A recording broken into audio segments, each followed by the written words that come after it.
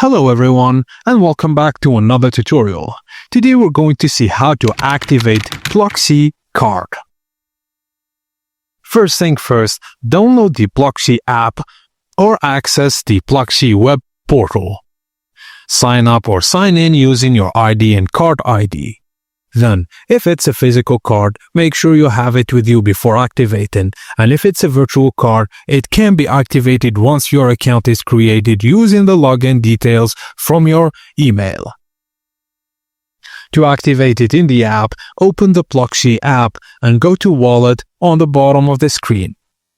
Now tap Settings on the top right corner, then select Activate this card and follow the prompts. If you want to renew it, if your card is being renewed, your new card will appear automatically in the Pluxee app about 1 month before expiry.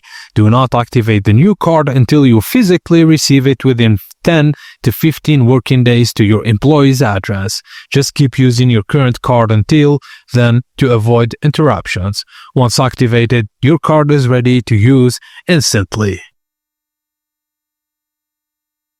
And that's it guys, as simple as that. Thank you for watching and please be sure to like and subscribe to our channel for more tips and tricks like this.